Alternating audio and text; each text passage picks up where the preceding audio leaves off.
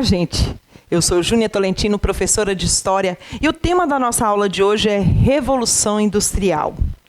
Você já deve ter feito várias perguntas, como de onde que veio a eletricidade e como seria a nossa vida sem ela? Aqui, por exemplo, nós temos a imagem de uma lâmpada. De onde será que surgiu essa lâmpada? E como que os homens antigamente faziam para iluminar o ambiente? À luz de velas, à luz de fogueiras. Como que eles faziam? E qual foi a evolução até chegar à eletricidade? Outras perguntas que a gente já deve ter feito. Por que nós usamos o celular hoje em dia? E como que o homem fazia para se comunicar? Qual a evolução que o homem passou até chegar ao celular moderno? Vocês acham que sempre existiu o celular? Sempre nós conversamos com esses aparelhos modernos. Como que eram os primeiros telefones? Você já se fez essa pergunta? E outra pergunta. Como que os homens faziam para se locomover? Quais eram os meios de transporte? Como que eles faziam para se deslocar de uma região a outra? Todas essas questões nós vamos responder ao longo desse vídeo. Pois é, para chegar a essa evolução que nós temos hoje, tudo teve um início. E esse início foi após a Revolução Industrial. A Revolução Industrial, como o próprio nome já diz, revolução, marcou uma mudança drástica na vida das pessoas. Até então, os meios de fabricação eram totalmente diferentes. A vida das pessoas eram diferentes. E foi através dessa Revolução Industrial que aconteceu essa mudança drástica na vida das pessoas. E nós vemos que grandes avanços ocorreram a partir desse processo chamado Revolução Industrial. Então, para vocês memorizarem, a Revolução Industrial é o quê? É o conjunto de mudanças ocorridas na produção de mercadorias e no modo de viver das pessoas na Inglaterra no século XVIII. Não estamos falando aqui de uma revolta no sentido político, e sim em profundas transformações socioeconômicas e tecnológicas. Então, a Revolução Industrial ela vai mudar drasticamente a vida das pessoas. Até então, tudo era regido pelo tempo da natureza. E aí nós vamos ver que as coisas passaram a ser movidas pelo ritmo da máquina. E nós podemos observar que essa primeira revolução industrial, ela vai ter início na Inglaterra, a partir do século XVIII. E ela vai se espalhar pelo restante do mundo, causando profundas transformações, mudando drasticamente a vida das pessoas e alterando até as relações de trabalho. Essa revolução, inclusive, garantiu o surgimento da indústria e consolidou o processo de formação do capitalismo, que é o sistema econômico que nós vivemos hoje. E aí a gente vai passar a ver que as coisas mudaram totalmente. Se antes não existia a eletricidade, como que as pessoas faziam? Elas viviam à luz de velas? Como que elas faziam para iluminar? E aí, a eletricidade veio a partir da Revolução Industrial e mudou drasticamente a vida das pessoas. Os meios de transporte foram modificados na Revolução Industrial. Até então, o homem utilizava cavalos, charretes, se bem que lembrando que a roda foi uma grande evolução do homem. Mas para chegar ao automóvel, que só veio após a Revolução Industrial, o avião. E aí, os navios movidos a vapor, e hoje, como que eles são movidos, gente? A base de combustível. E aí nós vemos os aviões modernos, que sobrevoam o céu. Então, para chegar a esses meios de transportes, tudo teve que ter um início. E esse início foi a partir da Revolução Industrial e vai mudar drasticamente a vida das pessoas. Nós podemos perceber que os modos de produção, eles vieram se modificando ao longo do tempo, desde a produção artesanal até a chegada da maquinofatura. Então, nós podemos observar que existiram 3 principais modos de produção que vão marcar essa evolução do ser humano. O primeiro deles foi o artesanato. O segundo, a manufatura. E o terceiro, a maquinofatura. E aí, qual é a diferença entre eles? Pois bem, preste atenção que eu vou explicar para vocês agora. Então, a produção artesanal, gente, ela tinha pouca produtividade, porque realizava-se a confecção de poucos produtos. Hoje em dia mesmo, um artesão tem o seu produto tão valorizado porque produz poucas unidades de um mesmo produto. Vamos lá, uma produção de bonecas, por exemplo. Se ela for realizada por um artesão, ele tem todo um processo de modelar, de costurar, até chegar ao produto final, aquela boneca de pano linda que a gente compra. Então, até chegar esse processo, tem todo um trabalho e ele é lento. Aí eles não conseguem produzir grande quantidade. Aí, essa produção artesanal vai ter uma grande evolução. Logo no final da Idade Média, nós vamos ver que vão ocorrer as corporações de ofício, viu? E aí nós vamos ver o surgimento da produção manufatureira. Vai ocorrer uma divisão do trabalho. E o trabalho ele vai passar a ser assalariado. Ou seja, aquele artesão, ele vai trabalhar para outra pessoa e vai receber um salário por aquele trabalho realizado. Isso é chamado de trabalho assalariado. E, consequentemente, vai aumentar a produtividade. Como é isso? Vou explicar para vocês agora. O mesmo exemplo do sapato que eu dei. O sapato, ele passa a ser produzido por várias pessoas. Um funcionário vai lá e corta, outro funcionário vai lá e modela, outro funcionário vai lá e costura. Cada um vai desenvolver uma etapa da produção. Então, por isso que a gente fala que ocorre uma divisão do trabalho. Várias pessoas vão realizar um único produto. Consequentemente, vai ter um aumento dessa produtividade. Mas o trabalho, ele ainda é manual, não tem a presença da máquina. E essa presença da máquina, nós vamos ver que vai ocorrer somente após a Revolução Industrial. E é na Revolução Industrial que nós vamos ver o surgimento das fábricas. O trabalho utilizando máquinas. E o trabalhador, ele passa a vender a sua força de trabalho em troca de um salário. Viu? Vale destacar aqui que ocorre uma divisão nas etapas de produção. Cada etapa é realizada por um funcionário e ainda ocorre o acréscimo da máquina, o que vai acelerar ainda mais a produtividade. Então, vocês observam que a maquinofatura é uma manufatura com a presença da máquina. E aí nós vamos ver o aumento da produtividade. Vai gerar-se, gente, é o que nós vemos hoje em dia. Uma camiseta, ela pode ser produzida por várias pessoas, mas tem o auxílio da máquina aí. Aquele mesmo exemplo que eu dei para vocês do sapato, ele passa a ser realizado em várias etapas por cada um dos funcionários. Por exemplo, um vai lá, corta, o outro vai lá, modela e o outro vai lá e costura. Mas ocorre o acréscimo da máquina. E é esse avanço que vai ser possível somente após a Revolução Industrial. Então, gravem bem esses conceitos. A manufatura, o artesanato e a maquinofatura, para vocês compreenderem por que a gente considera a Revolução Industrial tão importante no cotidiano nosso.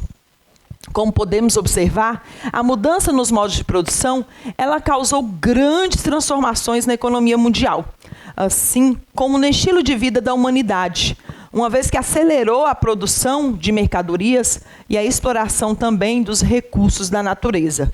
Além disso, ela foi responsável por grandes transformações no processo produtivo e nas relações de trabalhos. Mudou-se drasticamente a relação de trabalho, gente. Enquanto na produção artesanal o trabalho era praticamente familiar e ainda não existia o trabalho assalariado, as relações vão se modificando ao longo do tempo.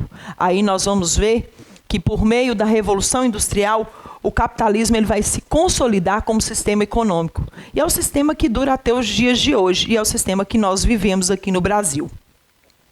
E nós vamos ver também que após a Revolução Industrial, ocorre a consolidação do poder da burguesia e o surgimento de uma nova classe social, conhecida como proletariado ou os trabalhadores assalariados. Vocês lembram que aqueles trabalhadores que eu falei para vocês na manufatura e na maquinofatura, que eram aqueles que vendiam a sua mão de obra, aqueles que trabalhavam nas etapas do processo e recebiam um salário?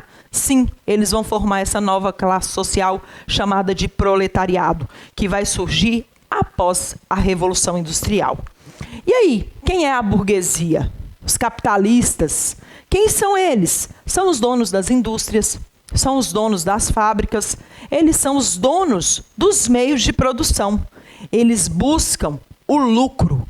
Quanto maior as vendas, quanto menor o custo da produção, maior são os lucros dessa burguesia. Além de ser também os proprietários das fábricas, a burguesia era composta por proprietários de bancos, do comércio, das redes de transportes e até de empresas agrícolas. Essa camada social chamada de burguesia, ela teve origem lá durante a Idade Média, mas daqui a pouquinho eu falo sobre ela. E o proletário? Quem é que vai compor o proletário? Os proletários eram os operários ou trabalhadores assalariados. São aqueles que vendem a sua força de trabalho, a sua mão de obra, para o capitalista, em troca de um salário que lhes permite sobreviver. Então, eles vendiam a sua força de trabalho em troca de um salário, que mal dá para a sua sobrevivência. E essa classe social existe até os dias atuais. São os trabalhadores assalariados, que vivem, que trabalham no mês, a troco de um salário mensal. Ou até mesmo aqueles que trabalham ao longo de um dia e recebem um valor da sua diária, do seu dia de serviço. Nisso, nós vamos observar que as relações de trabalho, a partir de agora, elas serão baseadas totalmente no lucro. A burguesia sempre vai buscar o aumento dos lucros. E, para isso, elas visavam drasticamente diminuir o custo da produção. Para isso, para eles atingirem esse objetivo, quanto menor fosse o salário dos trabalhadores, maior seria o lucro da burguesia. Então, eles buscam a todo custo a redução do salário dos trabalhadores. E agora, se liga na dica. Vocês lembram que eu falei da origem da burguesia? A burguesia, ela tem sua origem no final da Idade Média. É aquela camada social que vai surgir a partir do renascimento do comércio nas cidades medievais. São aqueles que vão vender os seus produtos, os artesãos, que vão realizar o comércio. Como eles viviam nas cidades medievais, e as cidades medievais eram chamadas de burgos, daí vai ter origem o nome de burguesia, a partir das cidades medievais. Então, essa camada social, ela tem sua origem no final da Idade Média, mas ela vai conseguindo, aos poucos, consolidar o seu poder econômico e político. E após as revoluções burguesas do século 17 e 18, nós vamos ver a consolidação da burguesia como classe social. E a classe dominante hoje, politicamente, no mundo, é a burguesia. Então, se liga nessa dica, que ela vale ouro. Beijo para vocês e até a próxima.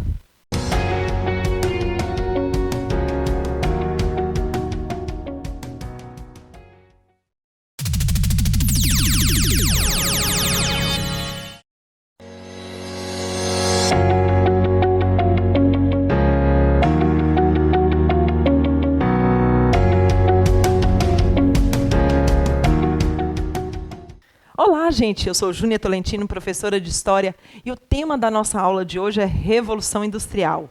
Quais foram os fatores que contribuíram para o pioneirismo da Inglaterra? E aí, vamos lá? Vocês já se perguntaram qual o local de origem da Revolução Industrial?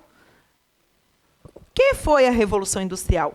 Esse tema eu respondi no vídeo da aula passada. E agora nós vamos ver os fatores que contribuíram para o pioneirismo inglês, que foi o primeiro país, onde surgiu a Revolução Industrial. E quais foram esses fatores? O primeiro deles é a Revolução Gloriosa. O sucesso da Revolução Gloriosa, ou seja, essa revolução foi encabeçada pela burguesia inglesa. Ou até mesmo tinha alguns membros da nobreza que participaram dessa revolução. Só que vale destacar aqui que a nobreza inglesa, ela tinha uma característica diferente. Ela era uma nobreza que se dedicava às atividades comerciais também.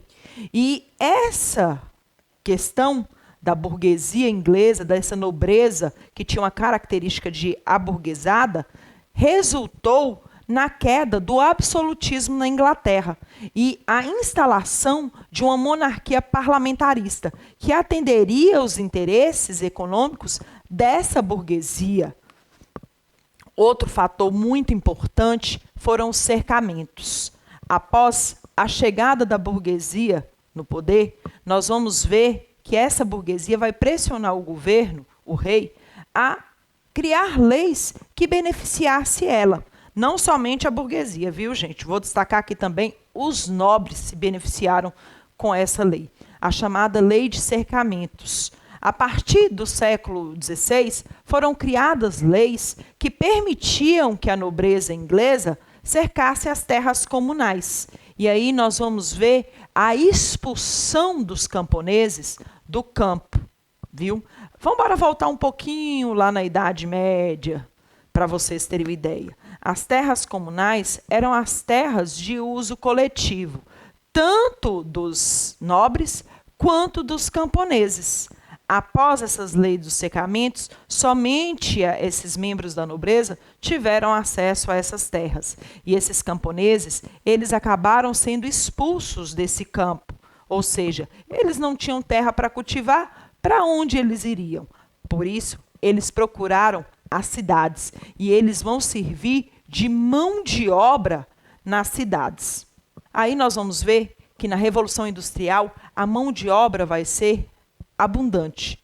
O cercamento, gente, além de possibilitar o aumento da mão de obra na Inglaterra, ele também foi grande responsável pela criação de ovelhas, que seriam utilizadas como lã na nascente indústria têxtil inglesa. Nisso, nós vamos ver que os cercamentos, como eu havia falado, eles foram responsáveis pela mão de obra abundante. Os camponeses, sendo expulsos do campo, eles vão para as cidades. Chegando nas cidades, eles vão sobreviver a partir dos salários que eles ganhavam nas indústrias. Viu? Aí nós vamos observar que eles dependiam do salário que os patrões pagavam. E eles não tinham opção de escolha. Lembrando que eles foram expulsos das terras comunais e vão em busca das cidades, como alternativa de sobrevivência. E como principal alternativa de sobrevivência, vender a sua força de trabalho a troco de um salário que dependia do valor que o capitalista quisesse pagar, ou da burguesia quisesse pagar. E aí nós vamos ver que os cercamentos também, eles foram responsáveis pela matéria-prima. Vocês lembram que eu falei que eles expulsaram os camponeses do campo? Sabe por quê? Porque eles queriam criar ovelhas. E a criação de ovelhas era para tirar a lã que seria utilizada nas indústrias. E vale destacar aqui que a primeira indústria que surgiu na Inglaterra e vai se desenvolver é a indústria têxtil, é a indústria de tecidos. Por isso, a lã é tão importante na indústria de tecidos. Mas vou destacar também que eles não utilizavam somente a lã, não. Eles vão utilizar também o algodão. E esse algodão ele era conseguido através das colônias inglesas na América e também nas colônias inglesas na Ásia. Então, eles conseguiam esse algodão que também era utilizado nas indústrias de tecido. Com essa lei do cercamento, destacando mais uma vez, em que os camponeses foram expulsos, eles expulsaram esses camponeses para criar ovelhas nessa terra, viu? E essa lei dos cercamentos foi uma medida que beneficiou principalmente a burguesia, porque gerou uma mão de obra abundante e gerou também uma matéria-prima para ser utilizada onde? nas indústrias, as indústrias têxteis, que foi o primeiro tipo de indústria que surgiu na Inglaterra. Outro fator que vai contribuir para o processo de industrialização da Inglaterra, para esse pioneirismo, vai ser a acumulação de capitais. A acumulação de capitais, ela se deu devido principalmente à exploração comercial das suas colônias, tanto na América quanto na Ásia, e na relação comercial com outros países europeus, destacando aqui principalmente o Tratado de Methuen. Mas aí eu vou voltar para vocês. Como que a Inglaterra conseguiu esse dinheiro? Vocês lembram também que a Inglaterra ela vai ser a grande responsável por saquear os famosos galeões espanhóis, viu?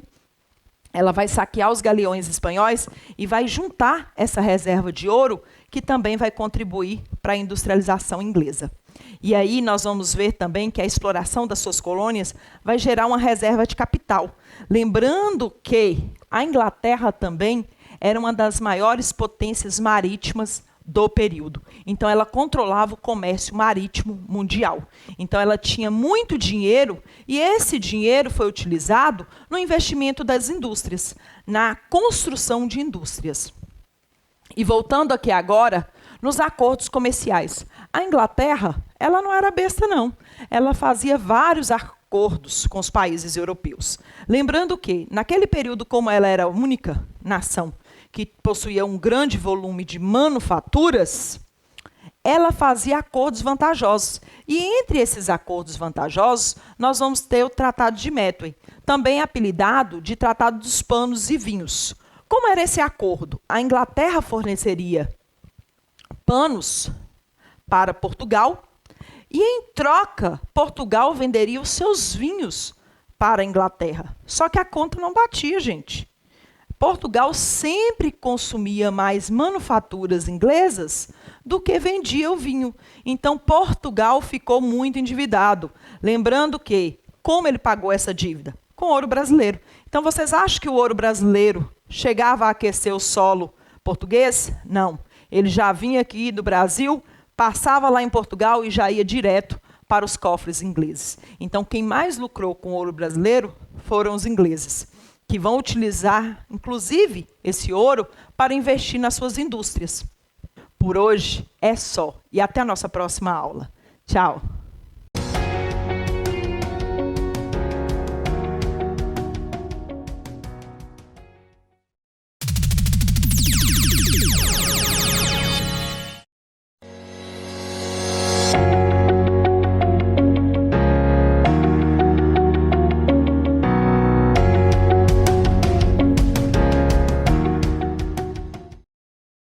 Olá, gente, eu sou Júnia Tolentino, professora de História, e o tema da nossa aula de hoje é Revolução Industrial. Quais foram os fatores que contribuíram para o pioneirismo da Inglaterra? E aí, vamos lá? E nós vamos ver que outro fator que vai contribuir para a industrialização da Inglaterra vai ser a existência de recursos naturais e a intensa exploração desses recursos naturais. Entre esses recursos naturais, nós vamos ver o carvão mineral. Olha, eu vou destacar aqui para vocês. Não é aquele carvão de churrasqueira que nós utilizamos, não. Viu? Presta atenção aí. Aquele carvão que nós utilizamos aqui no Brasil para acender a nossa churrasqueira, ele é o carvão vegetal. Ele é extraído a partir de árvores. O carvão utilizado como fonte energética lá na Inglaterra era um carvão mineral. Ele era extraído principalmente através das minas, porque ele é encontrado no subsolo. Então, ele é um derivado do petróleo, viu? E aí nós vamos ver que ele é um fóssil, ele é uma reserva de energia não renovável. Então, ele era encontrado abundantemente lá na Inglaterra, nas minas. E ele foi utilizado como fonte energética das primeiras indústrias que surgiram, que precisavam dessa fonte de calor porque os motores eram movidos a vapor. E aí nós vamos ver também que na Inglaterra possuía o chamado minério de ferro, gente. Gente, por favor, até hoje a gente explora o minério de ferro. O minério de ferro, ele era muito explorado na Inglaterra. E ele vai ser explorado para ser utilizado nas indústrias, na construção do maquinário, que eles vão utilizar principalmente esse ferro. E a Inglaterra também vai contar com grandes avanços tecnológicos que vão contribuir para esse processo de industrialização. Nós vamos ver a descoberta de várias máquinas. E é a partir daí que nós vemos o desenvolvimento da máquina a vapor. Ela foi oficialmente criada por Thomas Newcomen em 1698 e aperfeiçoada por James Watt em 1765. A melhoria dessa máquina a vapor consistiu principalmente na diminuição do desperdício de energia, tornando-a cada vez mais eficiente. E aí nós vamos ver uma máquina surgindo a partir daí, passando por vários processos tecnológicos, criando cada vez mais máquinas. Aí nós vamos ver que eles vão utilizar a máquina a vapor, gente, o vapor como recurso energético, tanto na indústria como nos meios de transportes. Nós vamos ver que eles vão utilizar nas máquinas, no trem, né, no trem a vapor, e também nos navios, que vão utilizar o vapor como fonte energética para locomover esses navios. O avanço tecnológico ele permitiu um grande aperfeiçoamento do maquinário, voltado para a produção têxtil. Lembrem-se que eu falei para vocês que a primeira indústria que surgiu na Inglaterra foi a indústria de tecidos. Com isso, vão surgir uma série de máquinas, desde a spinning jenny até o waterframe ou spinning mulling. Então, nós vamos ver que várias máquinas de tecidos foram criadas, cada vez mais avançadas. E a Inglaterra vai se destacar como nação pioneira nesse processo de industrialização. E eu vou colocar aqui para vocês o exemplo, a máquina a vapor de James Watt, que também vai ser responsável pelas indústrias de tecido e também nos meios de transporte. Outro grande avanço que vai contribuir para a Inglaterra ser essa potência durante a Revolução Industrial vão ser as estradas de ferro. Vocês lembram que eu falei que criou-se o motor a vapor? Pois é.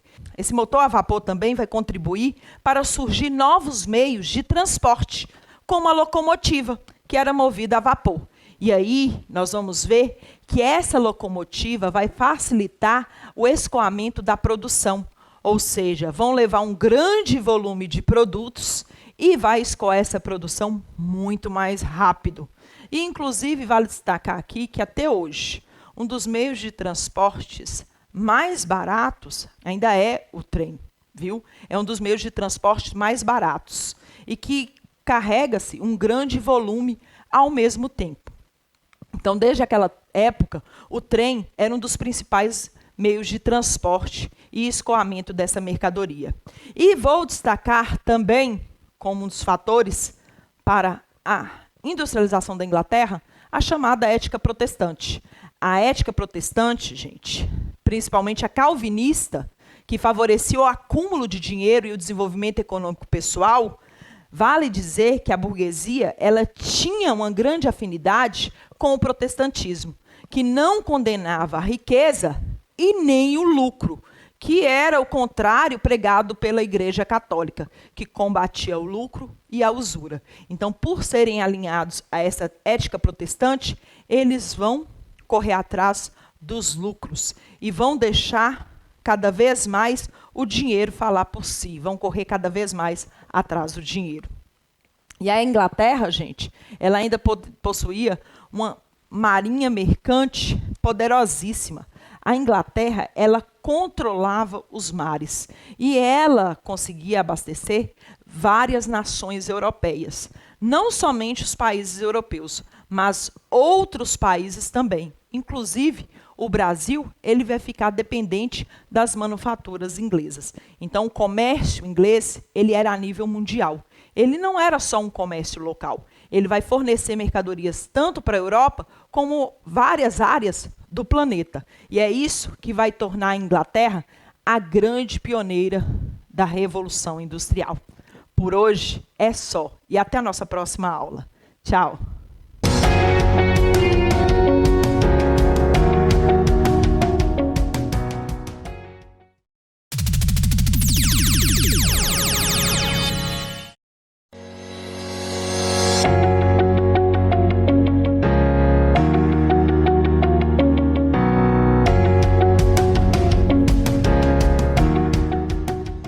Olá, gente, eu sou Júnia Tolentino, professora de História, e o tema da nossa aula de hoje é Revolução Industrial. Como era a situação do trabalhador com o surgimento da Revolução Industrial e como se deu a origem do movimento operário? E aí, vamos lá? Pois bem, após o êxodo rural, provocado principalmente devido aos cercamentos, várias pessoas foram para as cidades, porque eles foram expulsos do campo, gente. Eles foram expulsos de suas terras. Aí eles foram em busca das cidades com uma nova possibilidade, com uma nova expectativa de vida. Chegando nessas cidades, eles vão trabalhar nessas indústrias. Eles vão vender a sua força de trabalho nas indústrias têxteis, que foram as primeiras indústrias surgidas na Inglaterra. E aí nós vamos ver que a vida nas cidades, elas eram centradas principalmente devido à urbanização, que ocorreram mudanças profundas na vida dos trabalhadores. E a primeira dessas mudanças foi a relação com o tempo. A vida dos trabalhadores vai mudar drasticamente. Antes da Revolução Industrial, a vida do homem era regida pelo tempo da natureza. Após a Revolução Industrial, nós vamos ver que o tempo passou a ser regido pela máquina. Mas e aí? Como que era essa relação do homem antes da Revolução Industrial? O tempo do homem, ele era bem tranquilo no tempo da natureza, gente. Aí nós vamos ver que a relação do homem com o tempo vai se modificar após a Revolução Industrial. Quando ele passa a ser regido pelo ritmo da máquina, o tempo ele vai se tornar muito acelerado. A vida das pessoas vai ser controlada a partir do relógio. E aí me diga, você não tem hora para acordar? Você não tem hora para ir para a escola? Você não tem hora para ir trabalhar? Então, tudo é regido pela hora do relógio. O tempo, ele é todo cronometrado. Não tem um programa da televisão que você coloca naquele respectivo horário? Então, a vida nossa passou a ser regida pelo tempo da máquina. Agora nós temos que ser controlados pelo tempo do relógio. Tudo é controlado pelo tempo do relógio e não mais pelo tempo da natureza. Então a vida do homem, ela ficou muito mais corrida. Mas não foi só essa relação de tempo que mudou para os trabalhadores e para a burguesia também, que foi influenciada, não. A vida nas cidades, ela vai mudar drasticamente. Vocês vão notar que vai ocorrer o aumento do número das cidades.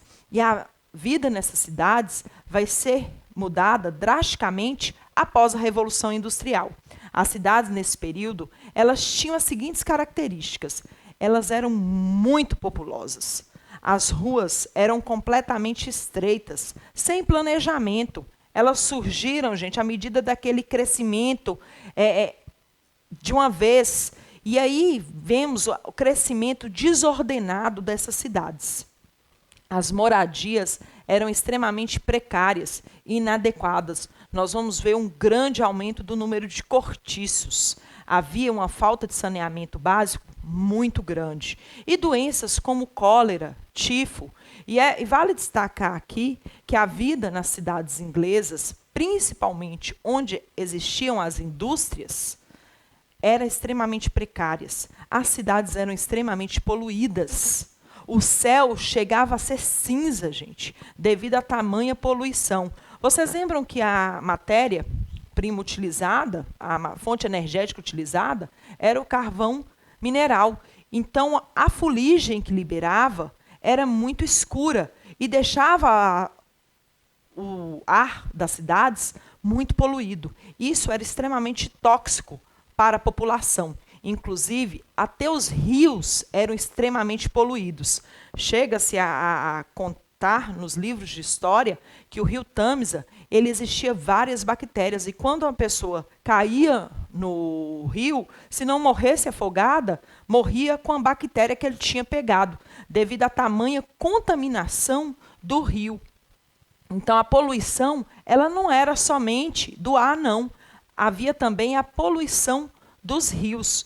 E a vida das pessoas eram extremamente precárias, insalubres, gente. Elas viviam em cortiços. Havia até algumas casas que abrigavam várias famílias, porque como o aluguel era muito caro, as pessoas não tinham condição de pagar, muitas vezes elas alugavam um quarto naquela casa para viver uma família inteira, com 6, 7, 8 pessoas em um único cômodo, porque o aluguel era muito caro e os salários eram muito baixos, e elas não tinham condição de pagar o aluguel dessa casa. E aí nós vamos ver que nessas cidades as ruas eram completamente estreitas, o índice de criminalidade era muito grande, as cidades eram muito violentas. Nós vamos observar que o processo de industrialização ele trouxe pontos positivos, mas no caso das cidades, nesse primeiro momento, nessa primeira fase da Revolução, ela foi extremamente negativa, porque as cidades cresceram de maneira desordenada, elas não tinham estrutura, não tinham saneamento básico para atender as pessoas. Gente, imagina você não ter um banheiro, então as fezes eram jogadas nas ruas, e aí nós vamos ver que isso vai trazer várias doenças. E essas doenças vão matar muita gente. E o que gerava também grande problema nas cidades eram os baixos salários, que as pessoas até muitas vezes não tinham condição de comprar coisas para a sua sobrevivência, e elas morriam até mesmo de fome. Então, a condição de vida era extremamente precária. Nós vamos ver que as cidades eram extremamente poluídas. Gostaria que vocês observassem principalmente essas imagens, para vocês perceberem como que era a vida nessas cidades daquele período. E vale destacar aqui do Rio que eu falei, que eram extremamente poluídos. E agora nós vamos falar um pouco da vida dos operários. Vocês estão vendo que a vida nas cidades não era aquele mar de rosas. E a vida dos operários, nesse início da industrialização, era pior ainda. Os salários, gente, eram extremamente precários. Os salários eram baixíssimos. Eles tinham a jornada de trabalho excessiva. Chegavam a trabalhar de 15 a 16 horas, chegando ao ponto de ter alguns que trabalhavam até 20 horas por dia. Eles tinham poucas horas de sono, só voltavam para casa praticamente para dormir. Durante esse período diário, eles chegavam em torno de 45 minutos para descansar, para seu almoço, e tinham que voltar ao trabalho, porque a máquina ela não podia ficar parada. Caso esse operário ele sofresse algum acidente na sua máquina, no seu trabalho, ele não era indenizado. Pelo contrário, ele tinha que pagar uma multa ao dono da fábrica, porque a máquina dele ficou parada e ele não gerou lucros para o dono da fábrica, para o burguês. E aí que nós vamos ver que os trabalhadores eles eram extremamente explorados. Caso ele adoecesse e faltasse, o dia que ele faltava, ele tinha que pagar uma multa por esses dias, chegando ao ponto de ser demitido. E nas fábricas, eles geralmente preferiam empregar mulheres e crianças. Mas por que eles tinham essas preferências? Porque os salários das mulheres e crianças era bem menor. As mulheres, gente, elas chegavam a receber metade do valor pago aos homens. E as crianças não recebiam nem um terço do salário pago aos homens. E vale destacar aqui que eles preferiam as mulheres e as crianças porque elas eram mais dóceis. Ou seja, era mais fácil subjugar as mulheres e as crianças do que os homens. E aí eles vão empregar essa mão de obra. Outra coisa, as crianças, gente, elas trabalhavam desde pequena nas fábricas. Chega-se aos relatos históricos que crianças, a partir de 4 anos, já trabalhavam nas fábricas. Elas trabalhavam, inclusive, descascando o algodão e tirando o caroço do algodão. Eles tiravam aquele miolinho, que é uma sementinha que o algodão tem, durante todo o dia. E caso ela dormisse fazendo aquela atividade, elas eram acordadas num balde de água. Enfiava-se a cabeça dessa criança que estava cochilando dentro de um balde de água, para ela acordar e voltar ao seu trabalho. Isso quando eles não sofriam castigos físicos. As crianças chegavam a apanhar nas fábricas.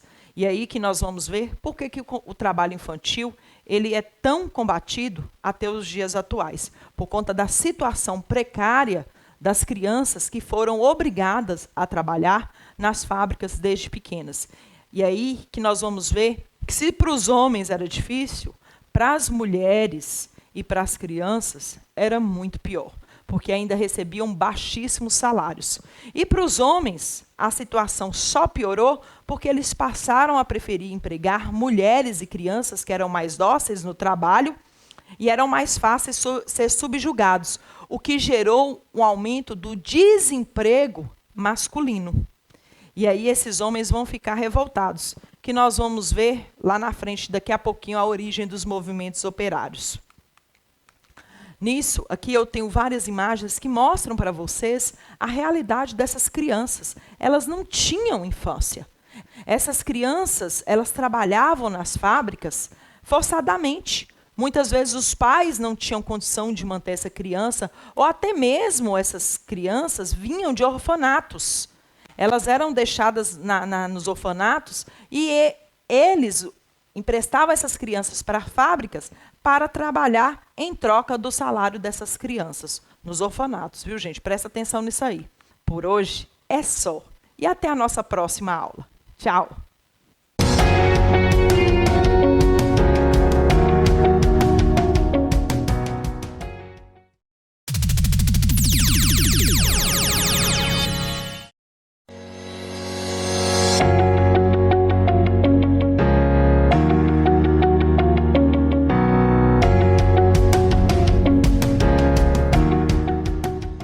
Olá, gente, eu sou Júnia Tolentino, professora de História, e o tema da nossa aula de hoje é Revolução Industrial. Como era a situação do trabalhador com o surgimento da Revolução Industrial e como se deu a origem do movimento operário? E aí, vamos lá? Agora nós vamos ver a vida da burguesia. A burguesia, ela ficou totalmente alienada a esse processo.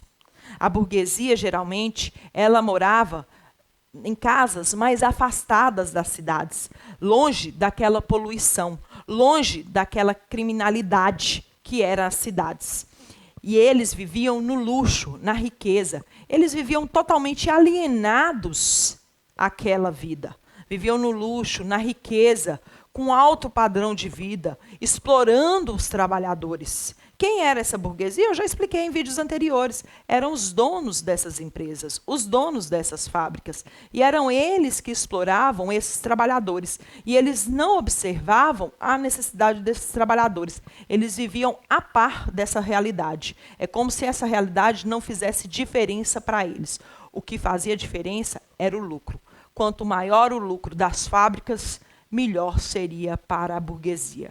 Então ela vivia no luxo, na riqueza, na ostentação. Enquanto a maior parte da população, que fazia parte do proletariado, dos trabalhadores assalariados, viviam na pobreza e na miséria, lutando por salários melhores e pelos direitos trabalhistas, que nós vamos ver agora. O movimento operário, gente, ele surgiu a partir da necessidade desses trabalhadores. Devido às condições insalubres, às condições precárias, os baixos salários, esses operários, eles vão começar a contestar a situação que eles estavam vivendo. Aí nós vamos ver os 3 primeiros movimentos operários desse período da primeira fase da Revolução Industrial, que é o ludismo, o cartismo e as trade unions. O primeiro deles, o ludismo, ou também chamados de quebradores de máquinas. Esse nome ele tem origem a partir de um suposto trabalhador que foi o primeiro a quebrar a máquina, Ned Ludd. Ele teria sido o primeiro a quebrar a máquina do patrão. E nisso os trabalhadores vão começar a invadir as fábricas e a quebrar as máquinas, porque eles acreditavam que eram as máquinas as responsáveis pelas péssimas condições de trabalho, pelo desemprego, pelos baixos salários. Então, todas as coisas ruins e negativas que aconteciam eram consideradas como culpa das máquinas e não dos burgueses. aí os trabalhadores vão começar a invadir as fábricas e a quebrar essas máquinas. O movimento ele foi fortemente reprimido, chegando ao ponto de condenar vários trabalhadores à forca. Após o movimento ser reprimido, gente, eles conseguiram conter e os trabalhadores também passaram a observar que quem era ocupado pelos baixos salários não eram as máquinas, e sim o dono das máquinas. E aí eles vão passar a se organizar melhor. E nós vamos ver o surgimento do segundo movimento, que é o cartismo. O cartismo, ou também chamado de movimento da carta, ele surge a partir das transformações e sofrimentos por parte dos trabalhadores. E eles foram os primeiros a reivindicar a participação política do operariado e defender a criação de leis em prol dessa categoria. Os cartistas, eles exigiam a redução das jornadas de trabalho e a melhoria das condições de trabalho. Então, eles mandaram um documento para o parlamento exigindo uma série de reformas que atendesse os interesses desse proletariado. Eles reuniram em um documento chamado de a Carta do Povo, daí a origem do movimento. Nesse documento, nós vamos ver que eles pediam a substituição do voto censitário pelo sufrágio universal masculino, viu, gente? A instituição do voto secreto e a remuneração parlamentar. Inclusive, eles reivindicavam a participação de operários, do proletário, no parlamento. Então, eles reivindicavam a participação dos operários no parlamento. E eles vão conseguir atingir os seus objetivos, porque o parlamento ele vai atender os interesses desse movimento. Então, foi vendo essa organização que eles vão seguir para o terceiro movimento operário, as trade unions, que são os percussores dos sindicatos modernos. Os operários começaram a ver que se eles se juntassem, se unissem e reivindicassem, eles conseguiriam atingir os seus objetivos. E eles vão conseguir, viu, gente? E aí nós vamos ver que, através dessas associações formadas por operários, eles vão correr atrás e eles vão formar os movimentos sindicalistas, que eram um sistema de organização que defendia os direitos trabalhistas e tinham foco na resistência à exploração capitalista. E nós vamos ver que eles vão conseguir atingir os seus objetivos, chegando ao ponto de reduzir a jornada de trabalho. Vocês lembram que eu havia falado no início do vídeo que era de 15 até 16, chegando até a 20 horas por dia? Então, eles vão conseguir reduzir no primeiro momento para 10 horas e depois para 8 horas, que é como é hoje em dia. Nós vamos ver também que eles vão conseguir o voto. Nós vamos ver também que eles vão conseguir uma série de direitos trabalhistas que nós vemos até os dias atuais, como férias, como seguro-desemprego. Então, tudo isso foi através das lutas dos movimentos operários, dos movimentos sindicalistas. Os sindicalistas vão começar a se organizar e modificar as leis trabalhistas. E eles vão conseguir vários objetivos que eles lutaram tanto para conseguir. Mas vale destacar aqui, nesse ponto, que após essas primeiras manifestações dessa classe trabalhadora britânica, vários outros movimentos, influenciados principalmente pelas ideias comunistas e socialistas, eles vão participar desses movimentos em prol da questão trabalhadora. Então, as ideias comunistas e socialistas, elas vão impregnar nesses movimentos trabalhistas. Nós vamos ver que os movimentos trabalhistas, eles vão só crescer. Esses três que eu expliquei aqui foram os principais, mas o movimento trabalhista, ele não acabou ainda. Nós vemos a luta dos sindicatos até os dias atuais. Se liga na dica. Após assistir essa aula de hoje, eu tenho a indicação de 2 filmes que eu gostaria que vocês vissem para entender o contexto da Revolução Industrial e como ela afetou a vida dos trabalhadores, como ela afetou a vida dessas pessoas que viveram durante esse período.